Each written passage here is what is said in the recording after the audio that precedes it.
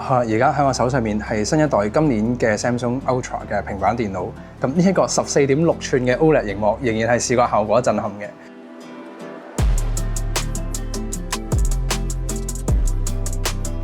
大家好，我係 Raymond。今日 Samsung 就正式發布咗新一代嘅平板電腦 Galaxy Tab S11 Ultra 系列嘅。今代嘅重點主要落喺螢幕嘅顯示技術上面，有一啲嘅更新，處理器效能提升。咁呢個每年都按年會有提升啦。機身係再變薄咗嘅，而喺有大電啦。而針對呢個新嘅機身設計，喺佢嘅鍵盤上面都有一個 redesign 嘅。咁呢個我哋一陣間再仔細一齊睇啦。而喺佢嘅軟件上面，亦都有幾個重點嘅更新，包括係 Samsung DeX Mode， 去更加似一個真正電腦嘅操作環境，同時間多功嘅界面上面都係有呢個 One UI 8嘅更新。咁呢個我哋喺深入評測嘅時候會再完整咁去睇晒所有嘅 AI 功能同埋界面嘅仔細操作嘅。但係而家首先喺外觀設計方面，咁今次主旗艦系列入面就有11寸同14.6寸兩個版本嘅，兩個螢幕都係有應用 Dynamic AMOLED 2X 一樣嘅120Hz 嘅 AMOLED 螢幕顯示，最高光亮度兩部機係做到對等嘅1600 nits 嘅。反而特別喺 Ultra 版本上面，我哋喺呢個光線比較複雜多少少嘅位置，可以睇到表面係多咗一個防反光塗層嘅。呢個係 Tab S11 標準嘅一個玻璃面板表面嘅時候嘅反光效果嘅。我哋過去呢一邊就係 Ultra 有呢個防反光塗層，咁對住一啲再強嘅光，咁呢個係11標準嘅版本。你可以睇到 Ultra 版本佢係明顯減少咗嘅，同埋佢嘅反光佢多咗一種稍微少少偏綠偏紫嘅效果，一個散射嘅效果。呢個係原本嘅效果，對比防反光嘅效果。咁呢個就視乎你嘅強光有幾強啊。咁似乎係越強嘅強光，分別會係越明顯嘅。而佢係保留咗光面、亮面啦，或者係傳統反光鏡面嗰種嘅效果，就冇影響咗螢幕嘅顯示效果嘅顏色同埋銳利度嘅。咁佢呢個防反光塗層，我哋第一次其實喺 S24 Ultra 嘅時候有見過，咁佢係都有效嘅。咁依家再放大咗、巨大化嘅情況之下咧，咁就分別會再明顯一啲嘅。其實咁因為始終平板電腦相信喺個螢幕上面會係即係你哋用得最多接觸到嘅時間，所以我哋一開始都睇咗呢個位置先。而喺解像度上面，喺11寸嘅版本，今次係去到一樣有 2K 2560×1600嘅解像度，14.6寸嘅版本係直接上咗 3K 嘅解像度。2960×1848嘅解像度啦，螢幕比例上面我哋亦都可以睇一下。而家係16:9嘅影片咧，咁呢個螢幕係16:10嘅，相對係好輕微嘅黑邊啦，相對係適合去 Netflix 或者去睇 YouTube 睇片嘅多媒體應用、玩遊戲啦呢一類型。咁佢就一個闊螢幕嘅，而你喺擺咗 keyboard 去用嘅時候，咁佢16:10嘅比例其實亦都係同一個正常傳統嘅電腦嘅螢幕比例係會比較接近，基本上一樣嘅。細機咁成個螢幕嘅規格都一致啊，咁佢都係16:10嘅螢幕，咁可以 full screen 都係會啱去睇戲睇片咁樣用。而喺喇叭嘅設計，今次係有4喇叭嘅配置。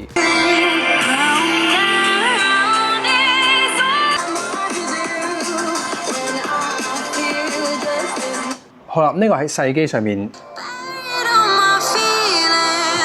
上岸都唔弱。咁 Samsung 嘅 Ultra 平板喺我印象入面咧，佢一直都係 OLED Mon 大 Mon 係視覺效果震撼啦，同時間個喇叭係一向都係高等級。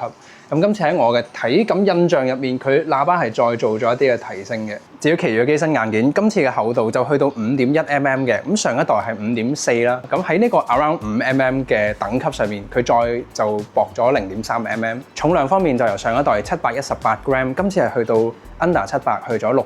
694g。咁呢個我暫時冇 one on one 嘅比較。咁喺呢個咁大尺寸上面咧，咁估計其實比較多去應用係會加咗 keyboard 嘅。咁所以加咗 keyboard 之後個重量，反而我自己認為係重點。今次目前係一個未有 trackpad 嘅版本，咁佢就相對會比較 compact 緊湊一啲嘅。而今次嘅 mechanism 係換成咗呢個位置有一個可以活動嘅連接同埋支架嘅位置。你嘅平板電腦啦，放到去呢一個粒位，佢係會觸發到呢一個撥片嘅位置去連接機身機背嘅，有金屬接觸點嘅實體嘅連接。同一時間係一個磁力吸附造成咗一個支架。喺台面或者喺 laptop 模式嘅時候，需要佔用嘅空間係相對會比較少。咁當然呢一個係未有 trackpad 嘅支援，我哋可以用翻個平板咁亦都係據了解呢一個設計喺拆卸咗連接點嘅時間，佢係會完全同平板斷線嘅，避免喺待機嘅時間耗電量喺度。咁到底平板電腦可唔可以正式去取代到一個電腦呢？特別係近於1至到2年嘅時間，嗰個處理器嘅效能提升啦，特別喺 Samsung 個多功界面。咁講到呢度係 One UI 8喺大尺寸平板嘅時候嘅操作界面。咁首先呢個係原生出廠，喺呢度見到有 Taskbar，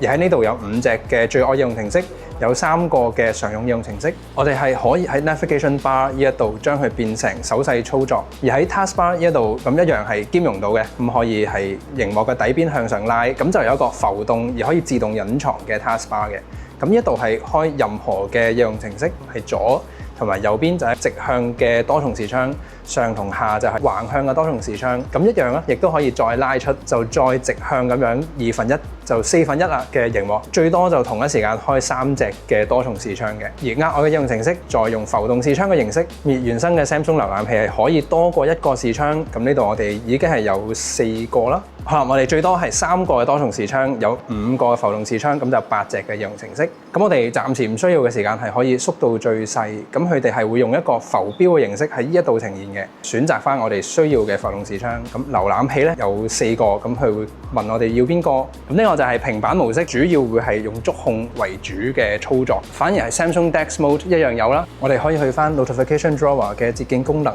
咁就所有應用程式都會直接用呢個浮動視窗去開噶啦。咁但係我自己會認為啦，呢一套嘅操作邏輯咧，其實係會比較適合真係用翻鍵盤同埋用一個 mouse 去操作嘅。咁就睇下你會想獲得一個觸控為主嘅體驗，就用翻平板模式，定係一個電腦體驗為主嘅一個電腦操作嘅工作空間嘅。反而係跟住落嚟有2個今次新加嘅功能嘅。首先係呢個多過1個桌面嘅 desktop 模式，就好似一部完整電腦咁嘅，可以多過1個桌面，每一個運行自己嘅啲場景程式啦。而今次嘅 Smart View Screen Mirroring， 除咗可以將你平板嘅畫面鏡射出去一個無線另外嘅外置熒幕之外，係可以用平板做主機啦，然之後你嘅外置熒幕做一個 Second Display 嘅 External Monitor 嘅一個延伸嘅，就唔淨止鏡射。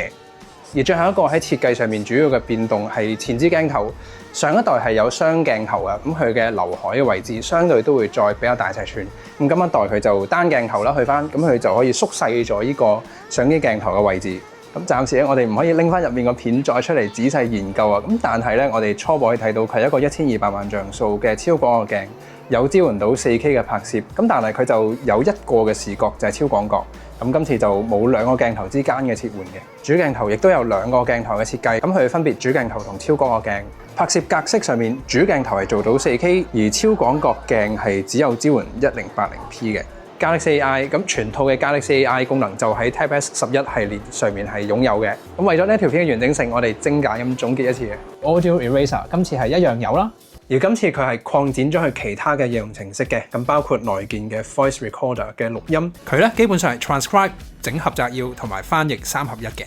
OK，Browsing Assist 內建瀏覽器佢嘅整合摘要嘅功能嘅本質大致上就冇大變嘅，咁佢都係可以做到即時嘅翻譯，即時翻譯完之後再做整合摘要，再朗讀出呢個整合摘要嘅重點嘅。Samsung 嘅 Galaxy Z Fold 7已經成為大熱，韓國新摺疊預訂量達到創紀錄嘅104萬部。OK，Note Assist 你 get 到個意思啦，咁佢都係用到呢個一樣嘅形式。左邊睇到原文嘅檔案啦，右邊就係做咗一個即時嘅整合摘要，而佢嘅整合摘要今次亦都係 PDF 嘅檔案，可以直接咧整合摘要做一個 PDF 嘅。而 Samsung 呢隻 Note Tab 佢都係免費嘅，佢原生已經將 PDF 可以翻譯，再將翻譯好咗嘅 PDF 內容再直接去整合摘要嘅，咁就一步到位嘅。好，咁喺呢個大尺寸平板電腦嘅界面上面操作，有冇啲乜嘢特別嘅分別同埋值得注意嘅地方？咁亦都係歡迎唔好錯過我哋稍後嘅深入評測。而喺機頂電源掣或者係 Side Button 呢個位置長撳，亦都係有 Gemini 嘅支援啦。咁香港亦都係 VPN 嘅使用。反而今次喺設定入面，我哋係獲得咗一個可以任意切換其他嘅 Assistant App 嘅自由嘅。咁你喺 Digital Assistant 呢一個位置，咁就可以切換到 Perplexity 啦，或者係其他 AI 助手，都係可以用呢一個 Side Button 去呼喚出嚟嘅。而最後喺效能同埋電池續航力上面，咁今次 Tab S11系列，咁兩部機就一樣嘅，係應用咗 Dimensity 9400 Plus 一個3nm 嘅處理器。咁 Dimensity 9400本身咧係應對同呢個 Snapdragon 8 Elite 同一代嘅處理器嘅。Plus 嘅版本有冇喺效能上面再加強？咁呢個我哋喺完整嘅深入測試嘅時候會再做一個效能嘅測試啦，同埋散熱上面啦，特別喺呢個薄嘅機身上面嘅表現係點樣嘅？同埋電池續航力啦 ，Ultra 係做到11600 mAh 嘅電池，而 Tab S11今次係去到8400 mAh 嘅。好啦，跟住落嚟今日仲有2個新嘅產品都係一齊推出嘅。咁今次呢個 S10 Lite 已經係 Samsung 相隔時隔6年嘅時間再出一個 Lite 版本嘅平板電腦嘅。今次係用咗塊90Hz 嘅 LCD 熒幕啦，都有雙喇叭嘅配置。今次呢隻紅色咧係比較 young 嘅，咁而佢亦都係有加一部分嘅 AI 功能落去，包括係 Samsung Notes 原生，亦都係已經有個計數機嘅功能，可以手寫一啲數字啦，或者係一啲算式代數都得嘅，佢會自己幫我哋計數㗎。另外係 Samsung 比較強勁嘅圖片編輯嘅功能，亦都有喺呢個 S10 Lite 上面去出現，而佢係可以支援到有呢個將一張普通嘅相變成一個人像模式咁樣嘅相，全靠呢個 AI 去運算嘅，咁就變成一個有散景模擬嘅效果㗎啦。而呢個 Object Eraser 嘅物件移除功能咧，亦都有喺 S10 Lite 呢一度係出現嘅。咁佢同 Ultra 版本或者係旗艦系列有冇分別咧？呢個我哋有機會再試啊。但係佢 work 嘅，可以睇到。咁就將呢張相其他嘅枝節或者係一啲其他物件移除啦，乾淨可信嘅。仲有係新一代嘅 Galaxy Buds Pro 嘅無線藍牙耳機，咁今次最主要嘅設計係應用翻入耳式嘅設計，咁佢可以係一個入耳式，咁就可以有 ANC 嘅主動降噪啦，同埋隔音嘅效果上面亦都係會有個比較出色嘅表現。而佢最主要嘅更新，今次應用一個11mm 嘅動圈單元，低音咧係會嚟得再澎湃同埋深潛大力一啲嘅。咁有機會再去認真試聽啦，亦都係有加咗 Galaxy AI 嘅一啲功能，例如係即時翻譯咁樣嘅。咁反而咧，我自己最欣賞都係佢呢個比較 cyber 極致簡潔嘅同時咧，係有一啲高科技嘅感覺喺呢度。相信咧就係比較多呢啲嘅稜角嘅直角切割線條，令到我有呢個感覺。